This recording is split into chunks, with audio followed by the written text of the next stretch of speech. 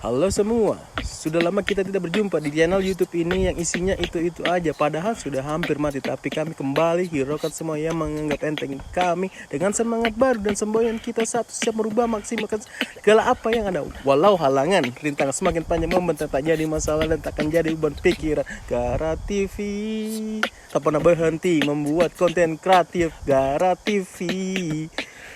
Bos, lo bos. Oke. Oke, itulah. Ya.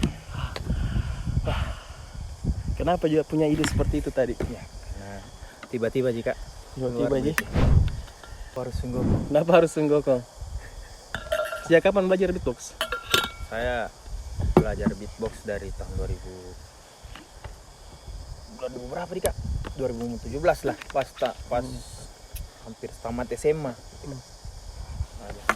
Hanya dong, sejak kapan belajar rap? Baru tadi, baru 5 menit yang baru lalu. 5 menit yang lalu. Yang di tag-nya cuma 5 menit, jadi 10 menit. Jadi 10 menit. Tutorial yang sangat singkat. Singkat. Oke, ketemu lagi Erwin. Sekarang sibuk apa, Erwin? Kalau sekarang lagi sibuk penyelesaian kak, penyelesaian studi karena kebetulan sudah mahasiswa tingkat akhir juga. Bidik misi sudah dicabut, sekarang harus berjuang sendiri untuk kuliah. Semester berapa sekarang? Sekarang semester 10 kak. 10. 10. Target Awal tahun ini selesai insya Allah. Ay, Puasa di kampung, tidak mau puasa di Makassar. Sebenarnya terlalu cepat, masih ada jatah 4 semester untuk dimaksimalkan. Terus 4 semesternya mau diapain? Kan masih ada jatahnya tuh, 4 semester, masa tidak dimaksimalkan? Kalau saya mungkin turunkan ke adik-adik lagi. Oh iya. Kasih ada yang mau lanjut 4 tahun. Siapa yang boleh. kurang ya? Siapa Subsidi, yang kurang, ya, subsidi. ambil. Siapa yang mau tambah semester silakan. Terbuka lebar kita. Karena sudah lama vakum, terus mungkin coba isi kembali dengan konten-konten yang pernah ingat, konten ngopi bareng yang ada Bayu, Ono, Erika. Kalau saya saat itu kayaknya talent yang dilupakan kan. Oh, talent yang dilupakan. Awal-awal Gara TV ya itu saya ambil sebagai talent. Tapi setelah muncul beberapa talent-talent yang lebih daripada saya.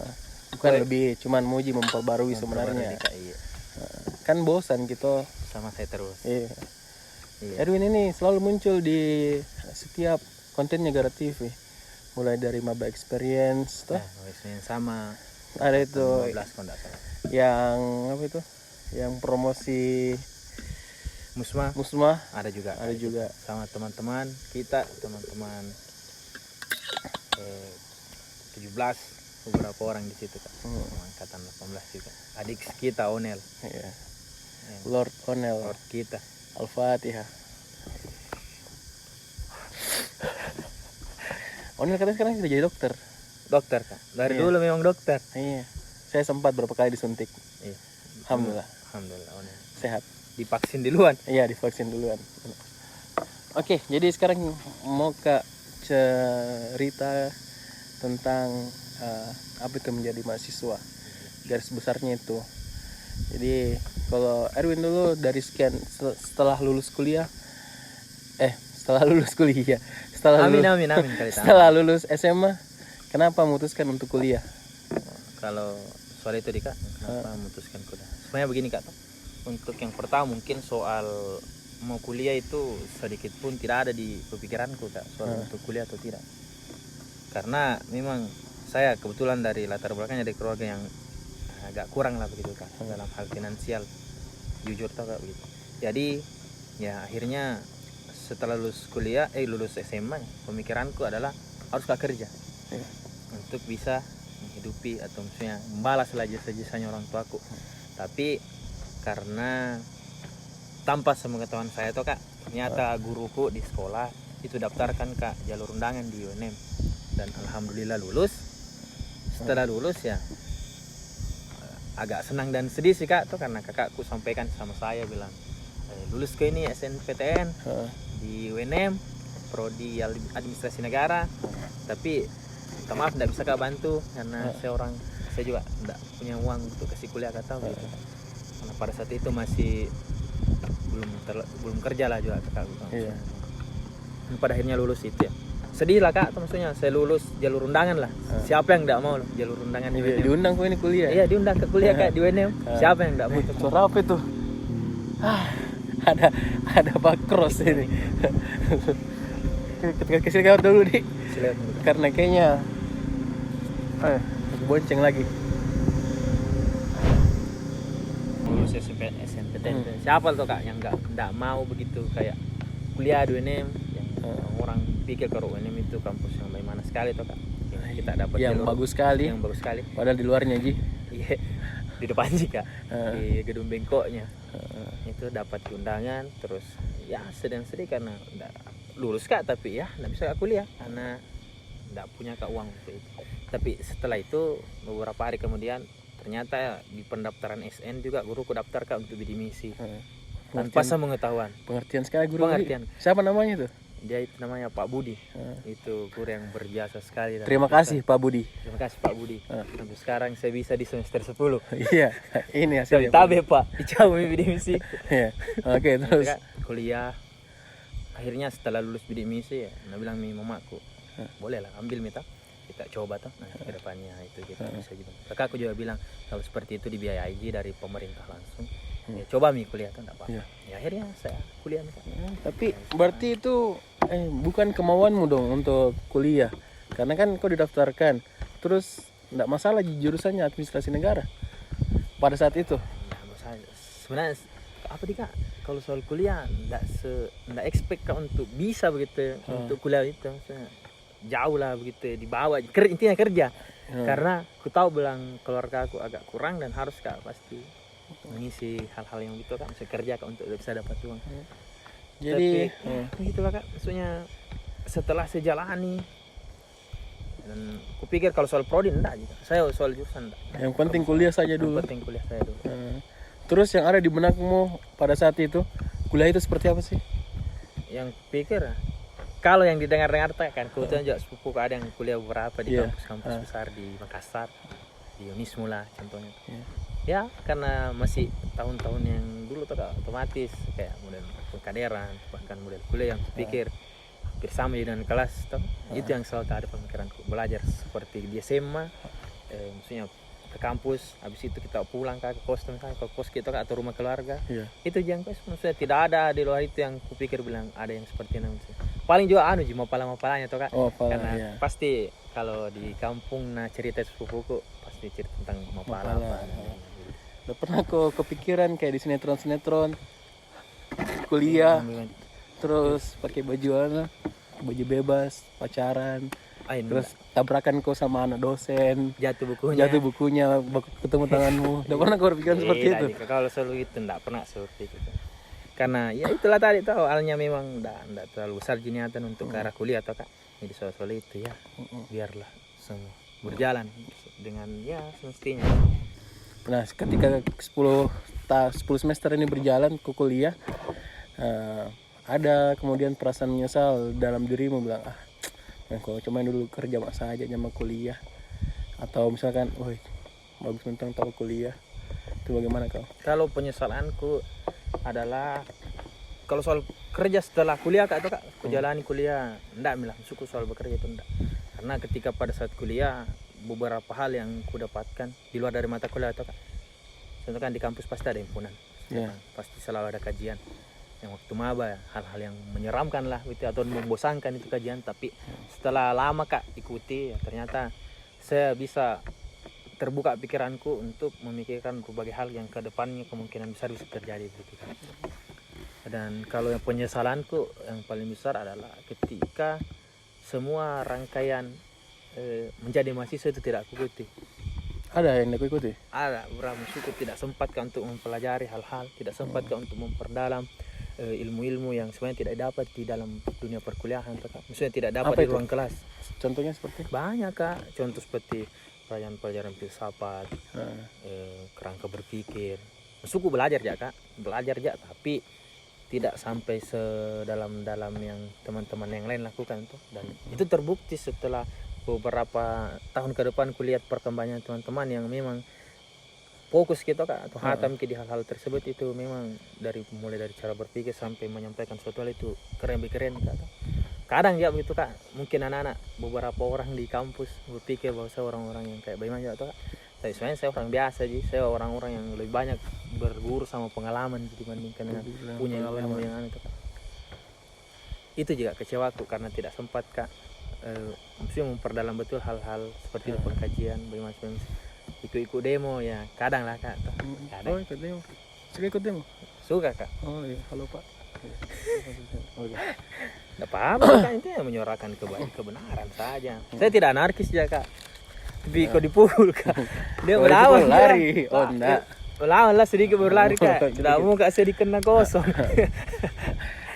Terus selama 10 semester jadi mahasiswa ini apa yang sudah kau bikin selama 10 semester ini jadi mahasiswa?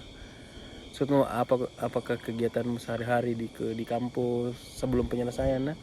Terus apakah hanya sekedar ya pergi kuliah, selesai mata kuliah, terus ke kos, dapat nilai bagus, semester liburan atau bagaimana? Coba ceritakan dulu. Kalau soal pengalaman atau kegiatan-kegiatanku selama di kampus ya, mulai dari maba, memang saya kenal yang namanya kajian awalnya membosankan tuh kak, tapi setelah banyak kemudian yang kupikir ini hal penting, kan susah memang tuh kak berpikir dari masa SMA kini peralihan ke mahasiswa, otomatis hal-hal yang tidak dibiasakan yang bakalan merasa bosan dengan hal-hal begitu. Tapi setelah tahu kak kajian itu ternyata penting, akhirnya saya ikut kajian.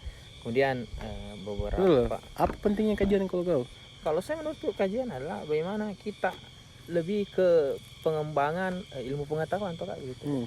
Karena kalau di kampus tuh kak kupikir bukan tentang kita kuliah saja mempelajari contoh misalnya kita di ilmu administrasi belajar soal birokrasi, kita belajar soal pelayanan.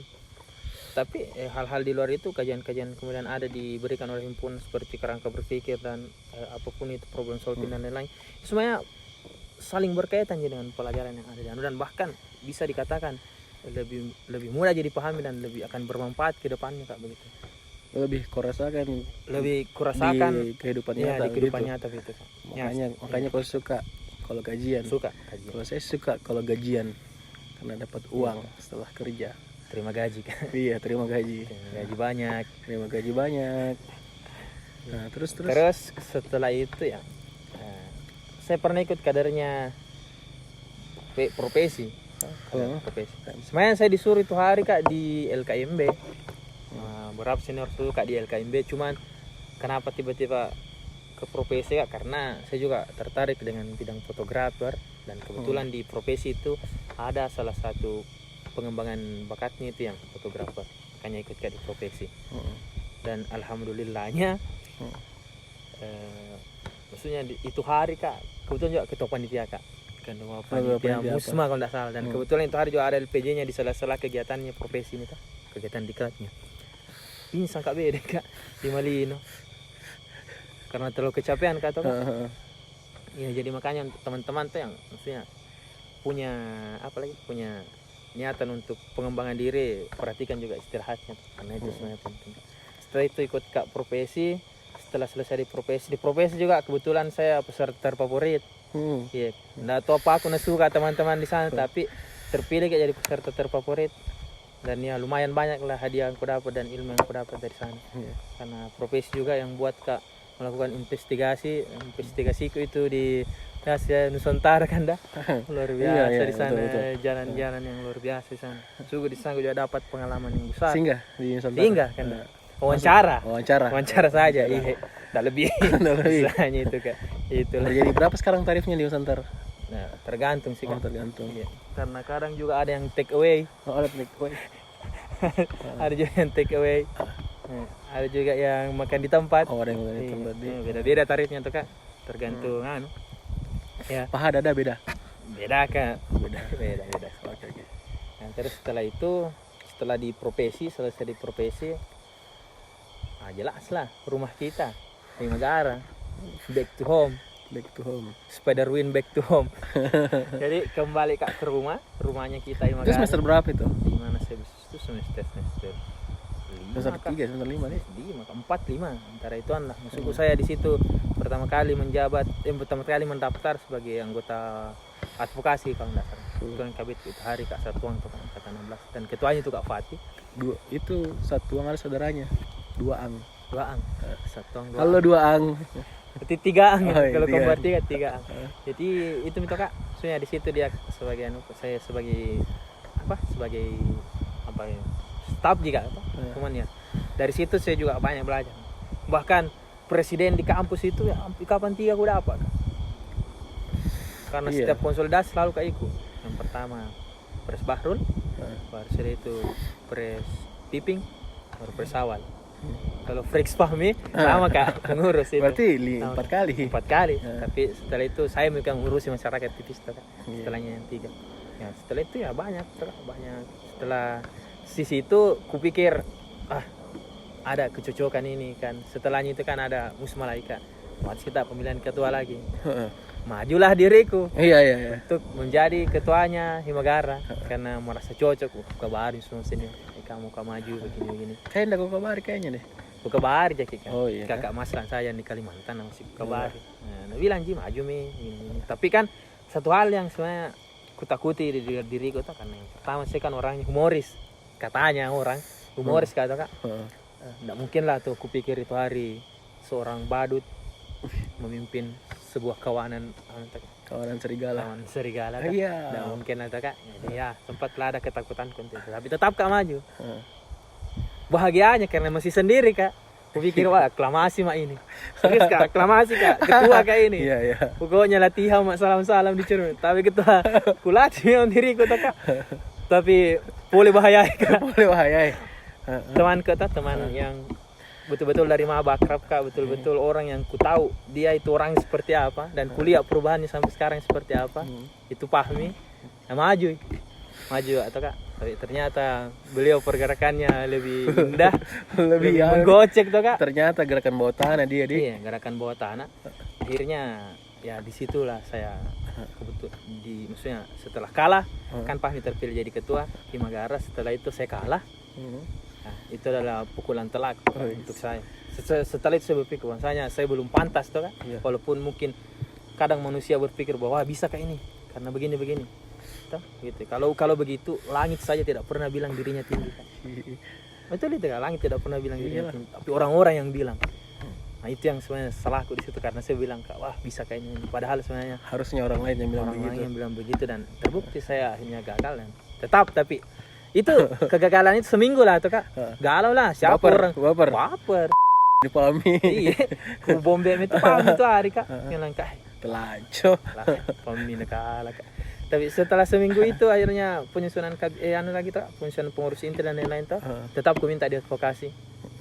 Karena satu juga yang mau saya perlihatkan kepada teman-teman bahwa saya bidik misi atau orang-orang yang dapat beasiswa tidak bisa melakukan aksi demonstrasi untuk menyampaikan kemenangan itu bukan dihalangan tuh Kak. Untuk teman-teman sampaikan apalagi aspirasinya gitu. Karena untuk menyampaikan aspirasi itu haknya semua warga negara. Tidak dibatasi bahwa kita bidik misi tidak. Jadi tetap saya ambil advokasi ketua bidang kayak itu hari Kak. Setelah ketua bidang itu ya banyak Kak, cukup banyak lagi pengalaman tambah. Bagaimana cara aku pimpin junior-juniorku di situ, bagaimana cara aku ajar bagaimana cara aku buat untuk setelah itu ada penerus dan tidak terulang lagi kesalahan-kesalahan yang saya lakukan pada saat periodeku tuh Kak. Kesalahan yang kayak macam apa itu yang menurutmu? Banyak Kak, kalau kesalahanku sama periodeku bagaimana cara aku bikin kader, musuhku bagaimana cara aku bentuk teman-teman untuk lebih baik itu masih kurang tuh Kak. Yang kayak tidak maksimal teman-teman ikut kajian atau bahkan berkegiatan pun teman-teman kayak ada rasa takut tuh Kak, atau rasa bosan dan lain-lain. Itu hal yang pikir enggak berhasil Kak lah ceritanya dalam melakukan pengurus. Ada yang menarik tadi ini yang mau saya tanyakan gitu. Kan bidik misi. Otomatis itu kalau saya tidak salah di bidik misi itu ada peraturan. Tidak boleh ikut demo. Sedangkan kau ini advokasi otomatis yang paling terdepan ketika ada isu-isu yang mau dipertanyakan atau misalkan ya mengawal isu di birokrasi terus dipertanyakan, minimal mempertanyakan. Kan sekarang ya kita tahu birokrasi kita itu sensi sekali, baru kita bertanya dikira kita membangkang. Nah terus pada saat jadi advokasi itu kan otomatis sering kok berinteraksi sama birokrasi tuh banget Kak. ada kayak semacam pressure atau intimidasi atau diganggu-ganggu kuliahmu, nilaimu gitu sama birokrasi? Kalau terkait itu toh kak, misalnya kak mungkin adanya kayak gangguan saat menjalankan kak tugas sebagai ketua bidang toh kak, itu sebenarnya tidak ada gitu. Nggak ada. Kenapa tidak ada? Karena cara aku menjadi kabit adalah bagaimana tetap kak membangun komunikasi yang baik antara himpunan dan prodi. Karena dalam struktur pun kita punya jalur koordinasi. Kenapa kemudian beberapa periode atau kenapa kemudian periode ke depannya kadang teman-teman ketika ada suatu hal yang dipertanyakan kemudian dipermasalahkan toh kak oleh pihak prodi atau birokrasi, karena komunikasinya kak, Cara penyampaiannya tidak baik. Sota. Iya, sota. Kupikir begini toh kak, orang-orang prodi atau orang-orang di birokrasi itu orang-orang yang pernah kuliah, orang-orang yang pernah Jadi di ranah, jadi mahasiswa. iya pernah di ranah mahasiswa dan pernah lakukan yang namanya aksi-aksi begitu toh kak. Pasti itu kak, ndak kujamin saya beberapa dosen atau birokrasi itu di atas pasti pernah jadi mahasiswa yang kritis toh kak. Itu sebenarnya yang harus menjadi nilai unik itu bahwa bagaimana untuk bisa sampaikan suatu hal yang kemudian bisa diterima prodi dan bahkan kita bisa bicarakan baik-baik toh kak. Itu sebenarnya yang kurang teman-teman. Kurang analisis data nih, kurang bicara penyampaian, masuk prodi ndak rapi, Iya. betul kan? Jelek lagi mukanya. Jelek lagi mukanya. Saya memang jelek kayak tadi kan, nggak apa-apa Ya, jelek. minimal. Iya, tapi minimal sopan kan. Minimal senyum lah. Senyum iya, itu. Intinya cara penyampaian sih, teman-teman ke birokrasi itu sebenarnya cara penyampaian itu. Kalau toh memang birokrasi pada akhirnya melakukan lagi hal-hal yang tidak, ya memang harus ditindaki lebih anu. Di himpunan waktu sebagai ketua bidang kak tuh kak, menjabat kak juga di himpunan, menjabat di himpunan kerja kak juga. Setelah itu kupikir setelah di himpunan, mau fokus kerja, fokus cari uang lah tuh itu untuk kedepannya penyelesaianku. Dan pada akhirnya ya, ini Pres Fahmi ternyata mengajukan diri juga untuk menjadi lagi presiden di fakultas tuh kak di BEM. Ya, ternyata terpilih dan otomatis saya sebagai teman yang baik, teman yang menyokong presidennya, yang mendorong presidennya ke jurang. Oh enggak ji. Enggak aja kan. Makanya setelah itu Fahmi naik ya ikut kak lagi. Dan anehnya lagi saya mengambil lagi sospol. Staff jika kedua. Staff sospol. Ku ambil lagi sospol yang pergerakannya yang memang timbal balik sama statusku kak sebagai madik, mahasiswa bidik. Jadi ya sampai sekarang ya selesai ini beberapa di tempat kerja juga ya masih berlanjut dan sebenarnya sekarang begini Pak. Masih berpikir tentang bagaimana ke depannya penyelesaian seperti apa. Setelah tahap itu pendewasaan lebih Kak. Karena masuk pemikiran lebih terbuka lagi untuk berpikir ke depannya akan seperti apa, masih menerka-nerka gitu Kak, dan persiapan harus seperti apa. Terus namanya enggak capek kok itu jalani kehidupanmu, harus kok kuliah, kerja kok, terus organisasi yang seperti itu. Berat kok rasa? Berat lah Kak. Dilan saja enggak sanggup. Serius Kak, kalau kehidupan seperti itu berat. Tapi kembali lagi tuh Kak, kalau dibiasakan begitu. Bukan hanya bilang kuliah Kak, kerja Kak, baru berhimpunan Kak. Bahkan saya bikin bentuk juga beberapa organisasi di kampung. Iya. Ada organisasi beatbox kok. Ada juga organisasi yang sebenarnya bukan saya bikin, tapi setidaknya ada Kak lah. Founder gitu ya. Foundernya itu co-founder. Iya. Ya, foundernya itu masih suaminya sepupuku Kak. Masih dia aja, cuman yang pertama kali menjawab sebagai sekretaris umumnya itu saya. Apa tuh? Itu Pak Joka Baloci. Dia itu bergerak di bidang pariwisata yang ya juga dirintis dari nol. Dan ya itu semua yang harus kupikir. Selama ini capek sih Kak. Capek sekali. Iya. Masa-masa kuliah mau isi. Harus Kak isi. Tidak mau Kak saya kuliah pulang yang memang hidup tak dipakai untuk belajar dan istirahat enggak. Ada sesuatu hal yang bisa dikembangkan, ada potensi yang di luar dari itu harus dikembangkan. Ya memang kuliah aku full. Iya. Full. Dek, kuliah temu kok. Tuh kuliah. Masuk kuliah terus berorganisasi. Terus kerja temu gue juga. Kerja Kak. Bangun gue juga organisasi di luar. Ikut-ikut juga komunitas. Ikut.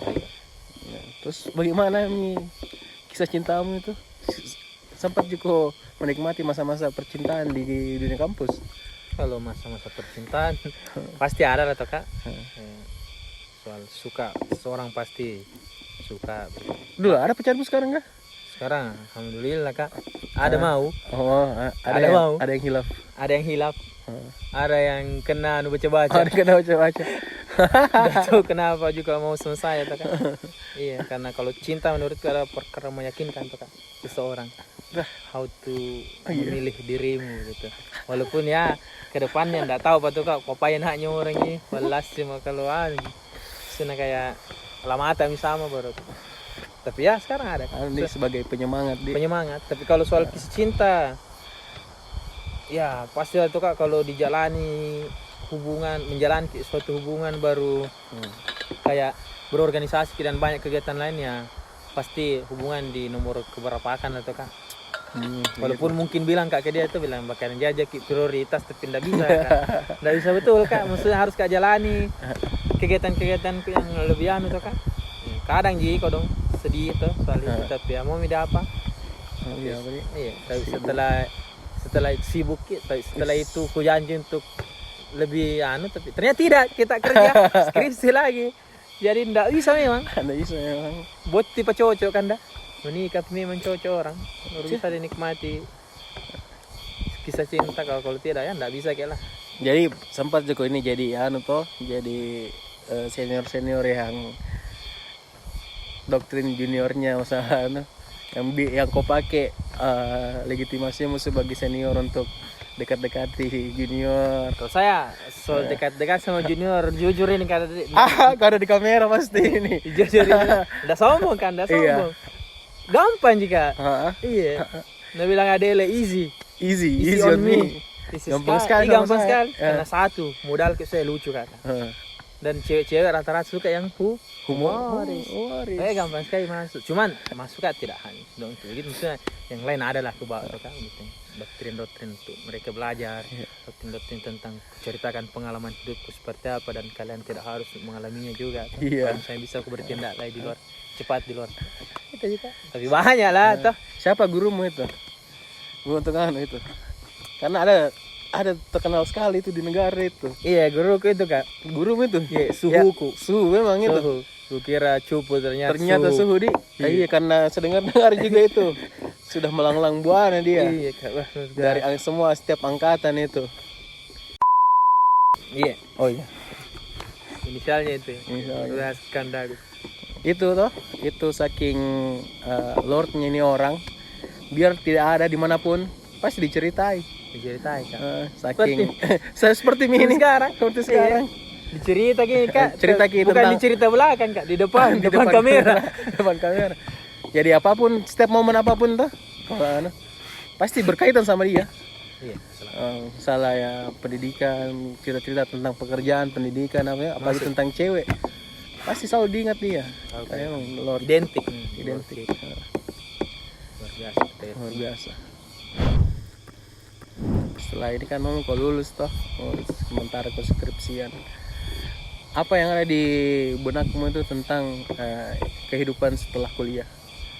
Mau kau ngapain? Mau kau jadi apa? Atau misalkan apa langkah selanjutnya yang kau jalani? Nah, kalau soal itu toh Kak, sebenarnya jauh tuh sebelum ku memang bakalan keluar betul-betul ini dari kampus, bakalan betul-betul selesai dari ranah perkuliahan.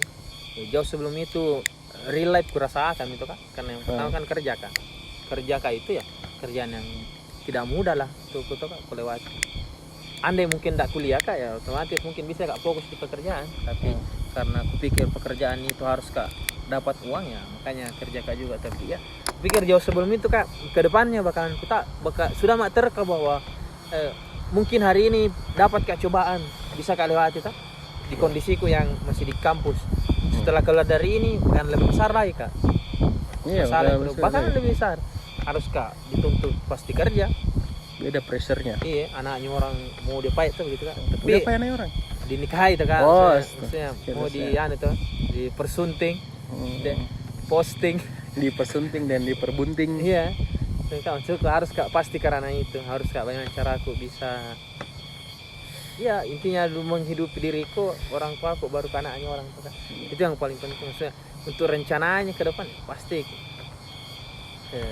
gunanya memang itu di kampus orang cari link juga kan link bahkan link itu Link, share link kan? ya link ada tau link Share link kan? bukan kan Oh, bukan. link kayak orang-orang yang mungkin di bidangnya masing-masing yang setidaknya ke depannya bisa kita bantu kan ya, karena kuliah bukan tentang belajar tapi kupikir juga ada cari ke orang-orang yang ke depannya bisa siapa tahu bantu gitu atau bahkan tidak kita sangka bantu gitu.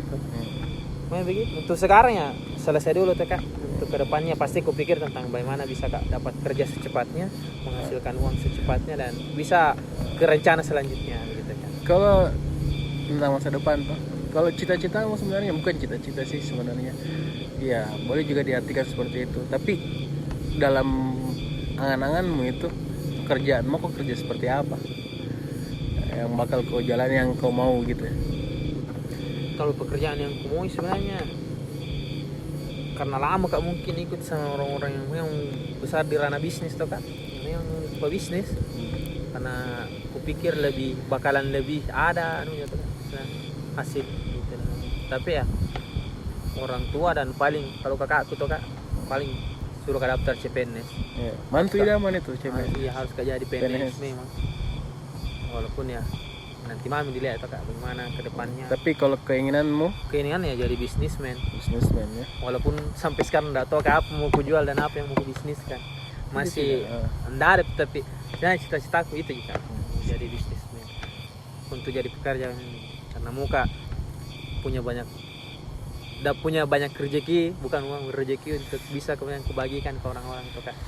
Karena selama hidupku ada banyak itu orang-orang yang kudapat kayak orang-orang pinggir jalan dan lain-lain yang mau bantu. Gitu juga masih susah Kak. Susah.